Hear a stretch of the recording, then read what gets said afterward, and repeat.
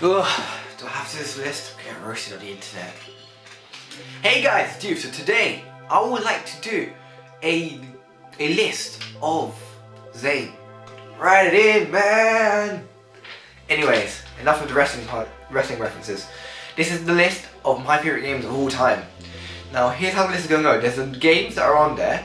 So what, like when I say number 1 and number 2, it can have more than one game on that slot. Like, yeah, that's how it is. And then I'll give a shout out to certain games. Then there's something called Borderline, which is a bit below a shout out. That didn't quite make the list, but I felt shouldn't get a mention. These are some of my favourite games. How I'm gonna do it is like it's most memorable and stuff like that.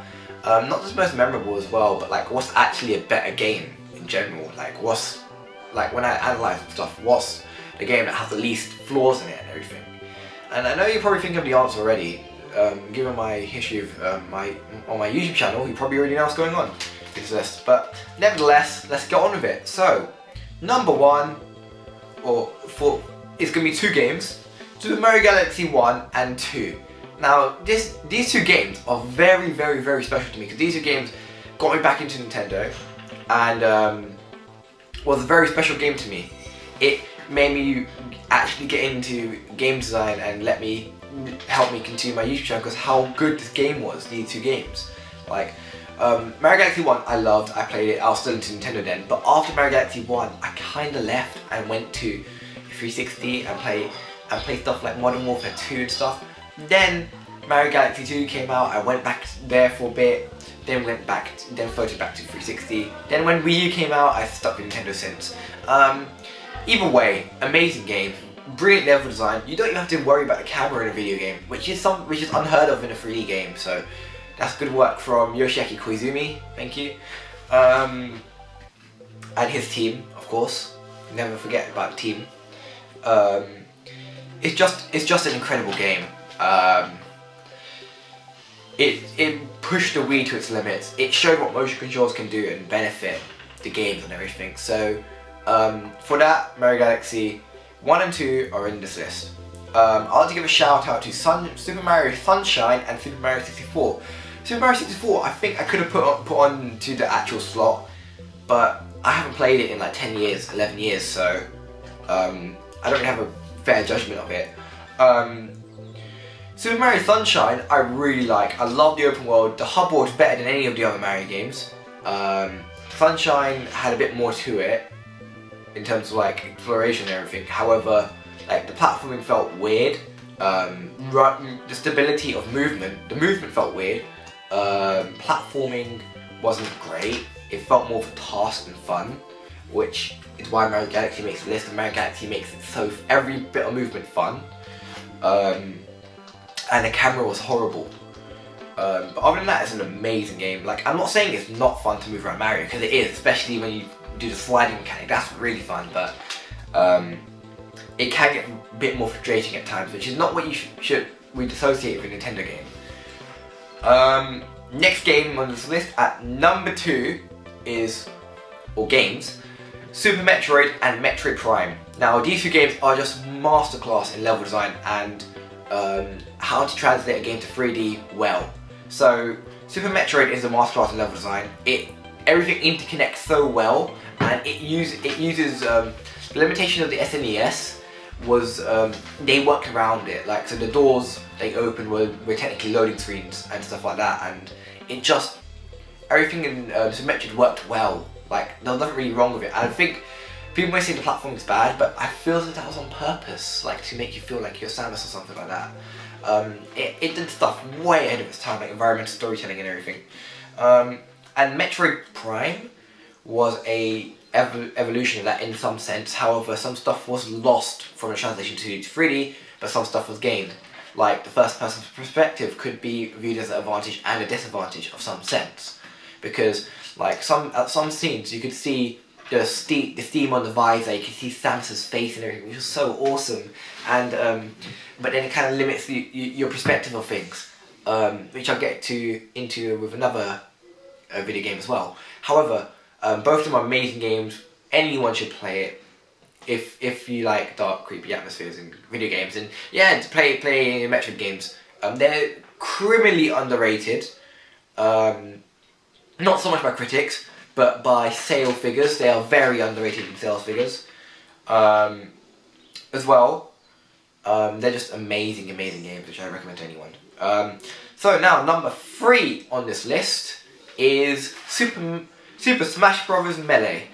Now, out of all the Smash Bros. Games, I chose this because it had that certain level of accessibility and competitiveness, with my favourite character being very powerful in the game, of course, because, yeah, my character's awesome. Anyway, Melee is very good.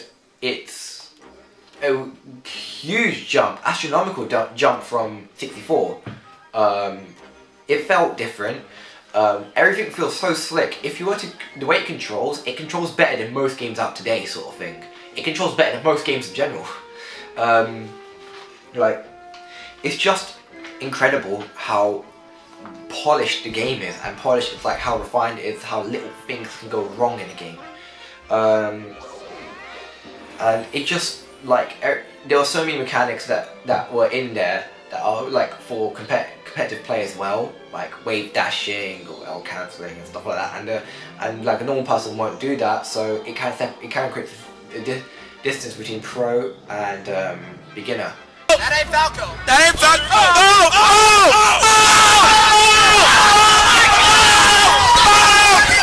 So like you got low skill, you got low entry skill and like high skill ceiling, which is what I love about Melee. The reason why I'm not talking about so much detail of all the games, because I might probably talk about them in the future, or I might have already talked about some of it before, like my Smash Bros. 4 review, Smash Bros. 4 Wii U review, and my beginner's tutorial, which I will link down in below. You can watch it. I gave a shout out to the Wii U one because it's what Brawl should have been, really. It's just miles better than Brawl.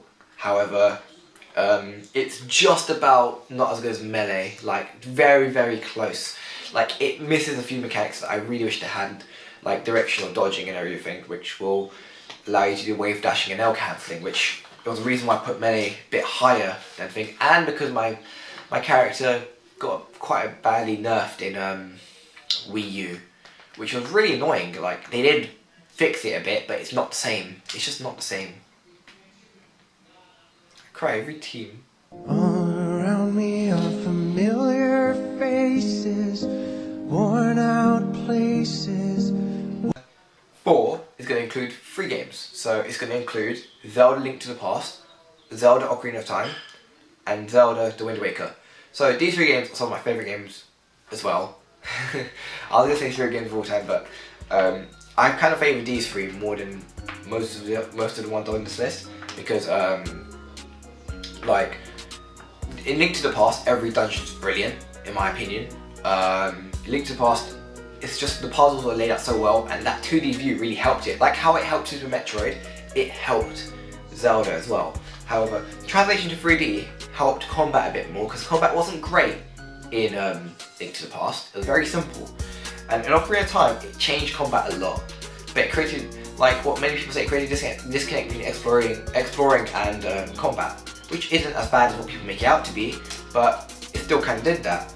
However, like, as well, it was like the first time they did V-targeting and everything on Ocarina of Time. Like, it was very good for its time as well, and still is good today, I might mention, because some games can't do that still. And yeah, both of them are brilliant games, and The Wind Waker technically took what Ocarina of Time did well and refined on it. However, the dungeons weren't as good, and you had an annoying fetch quest as well. So those 3 games are brilliant. Now on to number 5. So number 5 is Mario Kart 8. Now, man, this game's brilliant. It's just so refined and polished to the extent you can't hate it. The only small downside about Mario Kart 8 is that it doesn't have that high skill ceiling that something Melee would have. However, I think it's just new direction Nintendo's going in, really. So I wouldn't really be too mad about it. It's just an amazing game, really.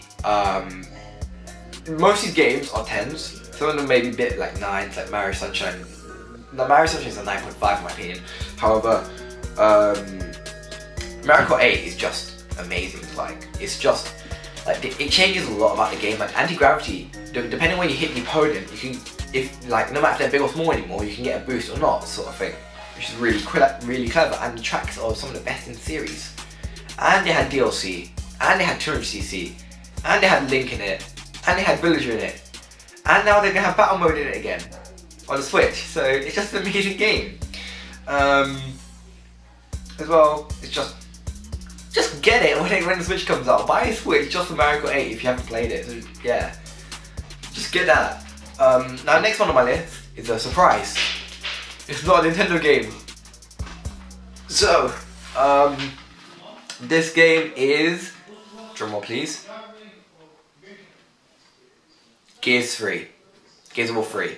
So, you're probably thinking like, of all the Nintendo games you pick Gears of War 3, really? It's third person, I hate it and stuff like that. Well, that's the point, it is third person. It's brilliant because it is third person. It has an amazing cover system. It's so refined. When Gears of War 1 came out in 2008, it made every game a cover shooter, right? Now, previously in 2011, it kind of refined that. And now, like, of all the shooters, Gears has the best gameplay of all of them, in my opinion. Solely gameplay-wise, Gears is the best out of all the shooters. It's amazing. It's great. It had loads of game modes. It really felt like Cliff Bleszinski's last game. It really did. You can see all the effort, energy poured into it. It was great. It was. I definitely recommend Gears 3 to anyone who has a 360. However, my shout out goes to Gears 4. Now, the reason why I didn't put Gears 4 instead of Gears 3, Gears 4 has a better multiplayer in my opinion. Apart from the stupid tiers, which really pissed me off because, like, I should be in Gold or Onyx, but then they don't put me there. But, nevertheless, Gears 4 is more refined than 3 in terms of its cover system and its gameplay. However, and it has brilliant new maps as well, which I never thought would happen from the Coalition because Cliff Bleszinski went. Oh well. So Road Focus did a great job on it. However, enemy variation was lacking in the campaign. Horde mode wasn't as great, and Beast mode, they couldn't really do a Beast mode because there wasn't enough variation in the enemies because it's a brand new enemy which is just technically a reskin of the Locust. So yeah, Gears 3 and 4, brilliant games. Buy it if you've got an Xbox system, Xbox 360 or Xbox One. And no, Gears 4 is not on Xbox 360.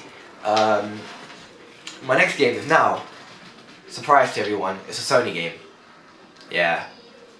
So it's The Last of Us. Now this game is very good. Gameplay's a bit average, I'd say. However, the story and the way it blends into the gameplay and creates tension with set pieces and everything is just superb in The Last of Us. And that's what makes it so good. Dialogue, it doesn't feel forced. It feels like it's real. It feels like it's built into gameplay sort of thing, which I really like. So The Last of Us is something really special, and I'll give a shout out to Uncharted 2 because that was like kind of like a precursor on how it did things and stuff. The Last of Us took it to the next level, but Uncharted 2 kind of like experimented with it first. As well, one more game, Chrono Trigger.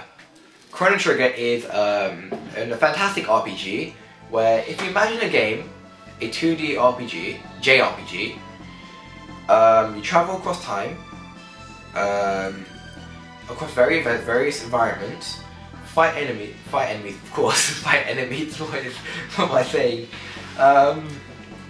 As well, it's just like, you fight, it's well-paced RPG, feels lengthy whilst being quite short in actual time, no grinding, yet it feels challenging how you face opponent because it's down to your skill. So that's what, in my opinion, makes Chrono Trigger so great. Now we're onto the Borderline games. So Pokemon Moon changed everything about Pokemon. Amazing game. No gyms. Trials instead. Trials are better. Elite Four was brilliant this time. New Pokemon, amazing. Story even better than before. Actually, yeah, better than before. Villains were hilarious in this game. Like Team Skull made me laugh so much in the game, and of course, your boy Guzma, isn't it? He's the best Pokemon villain ever. Screw Giovanni, it's your boy Guzma, the best Pokemon villain. And for for my next game is Pokemon Sapphire / Emerald. Now, because it had Emerald, because it had the Battle Frontier, which was incredible. Sapphire kind of changed up a lot about Pokemon. It didn't feel like a continuation. It felt like a reinvention of Pokemon, really. Like, it felt like, because of the new powerful 32-bit hardware that the Game Boy Advance offered, over the 8-bit hardware that the Game Boy had, they could do a lot more of it and have more of a vast, more connected, diverse region. Which it did. They used more water, they used more... The region felt fresh, new. It didn't feel like another Johto or Kanto. So, yeah, it had a better battle system, more refined. It had my favourite Pokemon ever in it, Kyogre and Rayquaza and Deoxys, and I think Kyogre is one of the strongest as well. I don't legendaries. You can fight me on that as well, but I think he is. So yeah, the two Pokemon games didn't really make it because I feel as though like the world still feels disconnected in some way. Like, you know, when you go through certain areas like Black Green, it doesn't like fade through like a proper open world game. Like, that's what they need to fix on when they put Pokemon on Switch. Anyways, these are my games. Bearing in mind, some games I might have missed, I might not have played, such as Animal Crossing, or some of those. Because like, I know there's some other brilliant games out there, but I have yet to play them. Anyways, this is Youth, and I am coming off.